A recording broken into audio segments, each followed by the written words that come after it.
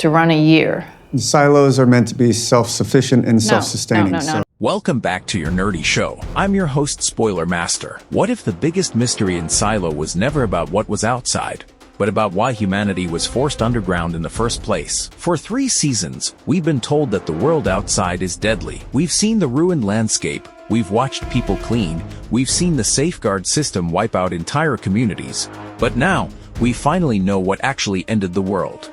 And trust me, it's much worse than a nuclear apocalypse. Because the real enemy isn't a bomb, a virus, or even toxic gas. It's something you can't see. Nanobots. And once you understand what these tiny machines were designed to do, almost everything we've seen in silos suddenly makes terrifying sense. The mystery behind the silos. From the very beginning, Silo gave us a simple explanation. Humanity survived some kind of catastrophic event, and the remaining people were forced to live hundreds of meters underground. The silos became their entire world. They had their own governments, their own rules, their own history, and most importantly, strict rules about going outside. But here's the strange part. Nobody inside the silos actually knows what happened. They know the outside is dangerous. They know people who go outside usually die. They know they're supposed to clean the giant external sensor. And they know that questioning the system too much can get you into serious trouble. But nobody really knows why. And that's what makes Season 3's flashback timeline so important. Because instead of starting with Juliet and the people of Silo 18, the story takes us back to the world before the silos existed. And this is where Daniel Keene, Helen, Charlotte, Senator Thurman, and billionaire Per Stenson become incredibly important. The world was racing toward a nanotech apocalypse. Before the apocalypse, the world wasn't simply falling apart because of war. Something far more dangerous was developing behind the scenes. Per Stenson, a powerful technology billionaire, had been deeply involved in nanotechnology, and at first, that sounds like something relatively harmless. Nanotechnology can be used for medicine, manufacturing, electronics, and countless other things. But imagine taking technology so small that you can't see it, and giving it the ability to replicate itself. Now imagine turning that technology into a weapon.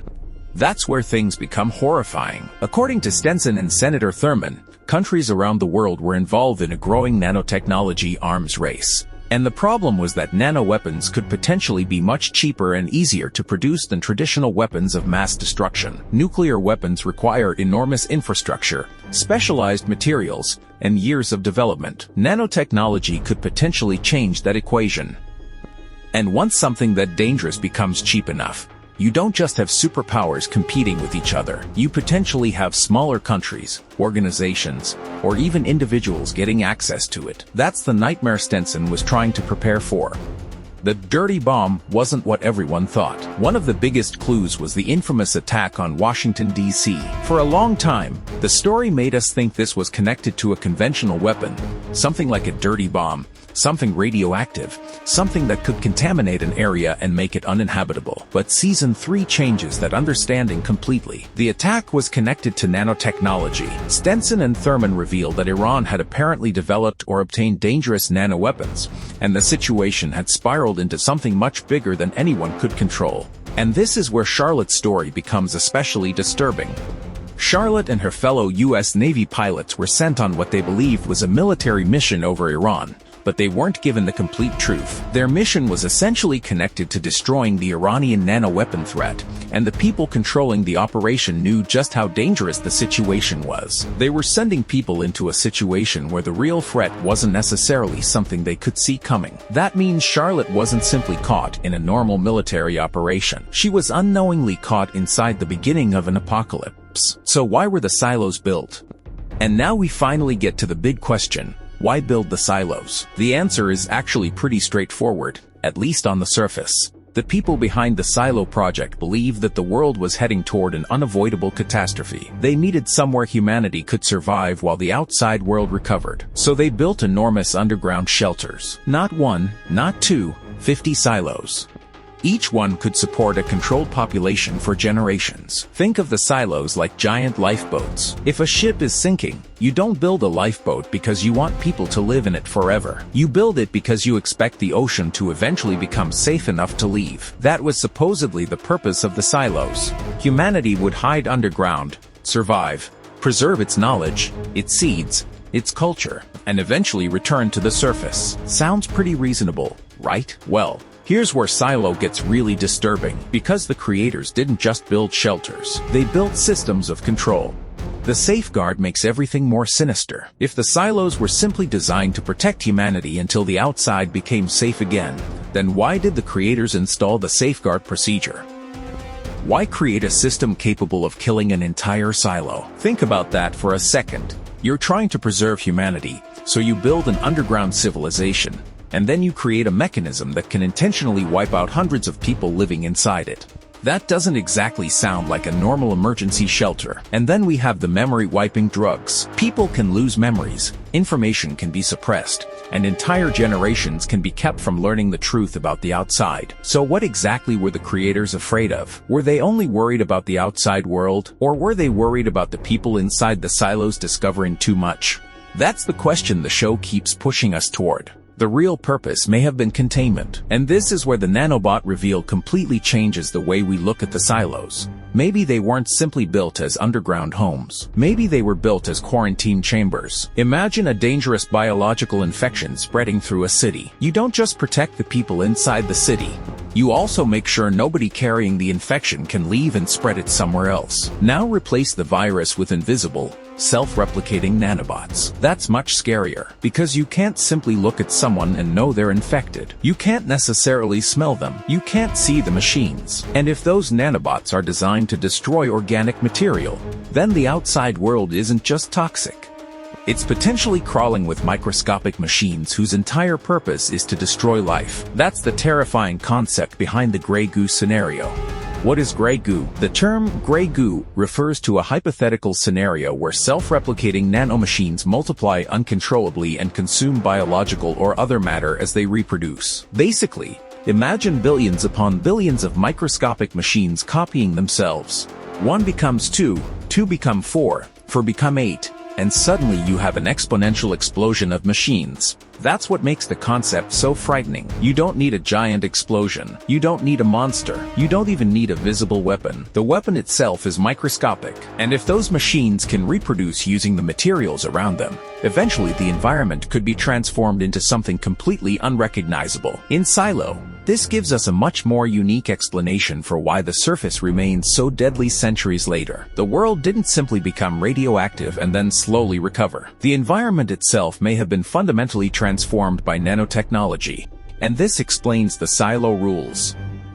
Suddenly, all those bizarre rules inside the silos start looking different. Why is leaving the silo forbidden? Why is contact between silos so dangerous? Why is information so tightly controlled? Why are people discouraged from exploring? Why does the safeguard system exist? And why would one silo potentially be sacrificed to protect the others? Because if the outside world contains an uncontrollable nanotech threat, then containment becomes everything. The 50 silos aren't necessarily 50 independent communities. They're potentially 50 isolated experiments in human survival. And one silo may even function as a kind of control mechanism if something goes horribly wrong.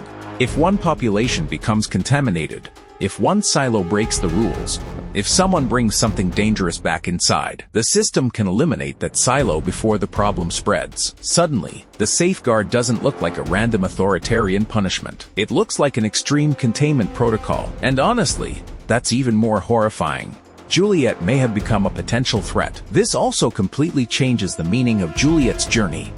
Juliet is one of the first people to travel between silos and return. And that's an enormous problem if the outside contains nanobots. Because what if she unknowingly carried something back? She survives the outside, crosses dangerous territory, enters another silo, and interacts with people. And now imagine that the threat isn't something visible on her body. Imagine it's microscopic. Suddenly, Juliet isn't just the hero trying to expose the truth. She could potentially become a vector for the very thing the silos were designed to keep away. And that's what makes the ending of Season 3 so interesting. The danger isn't necessarily waiting somewhere far away. It could already be inside. But was Stenson really trying to save humanity? There's another major question we shouldn't ignore. How much can we actually trust Stenson? Because this man is not exactly presented as some selfless hero. He helped create the technological environment that made the nanotech arms race possible. Then, when things began getting out of control, he became one of the people preparing for the apocalypse. That's a pretty convenient position to be in. Create the technology, help create the danger, and then become one of the people who decides who gets to survive. That's why the Silo project feels so morally complicated. Maybe these people genuinely wanted to save humanity, but maybe they also wanted to control humanity. And those two motivations aren't mutually exclusive. You can want humanity to survive while still believing that ordinary people shouldn't be allowed to make their own decisions. And that may be the fundamental philosophy behind the silos. The biggest revelation of all. So, after 3 seasons, we finally have a much clearer picture. The world wasn't necessarily destroyed by a traditional nuclear war. It was pushed toward extinction by a technological arms race involving nanoweapons. The silos were constructed as enormous underground shelters to protect selected populations. But because the threat could potentially remain dangerous for generations, the silos became more than shelters. They became controlled ecosystems, quarantine zones, humanity's last experiment, and perhaps, prisons. The people living inside weren't simply being protected from the outside. They were also being protected from each other. And that's why the rules became so extreme. That's why history was erased. That's why memories could be manipulated. That's why communication between silos was controlled. And that's why the safeguard exists. Because if the nanotech threat really is capable of destroying everything it touches, then one mistake could potentially doom everyone. Our nerdy thoughts. And honestly, this is what makes the revelation so brilliant. For 3 seasons, we thought the central mystery was, what's outside? But the bigger question was always, why did humanity have to build the silos in the first place? Now we finally have an answer. And it's terrifying. The outside world isn't just a wasteland waiting to become habitable again. It's potentially the remains of a technological catastrophe that could still pose a threat centuries later, which means the people inside the silos aren't simply waiting for nature to heal. They're waiting for something much more complicated to finally become safe. And as we head toward the final season, the biggest question isn't just whether Juliet can uncover the truth. It's whether humanity can actually survive knowing the truth. Because if the silos were built to keep the world outside, what happens when the thing they're supposed to keep out has already found a way inside? That's where Silo becomes truly terrifying. If you enjoyed this breakdown, make sure you hit that like button, subscribe for more Silo theories and ending explanations, and let me know in the comments. Do you think the silos were truly built to save humanity? Or were they designed from the beginning to control it? Because after everything we've learned, I'm not sure those two things are as different as they seem. No, what the heck, I'll laugh anyway.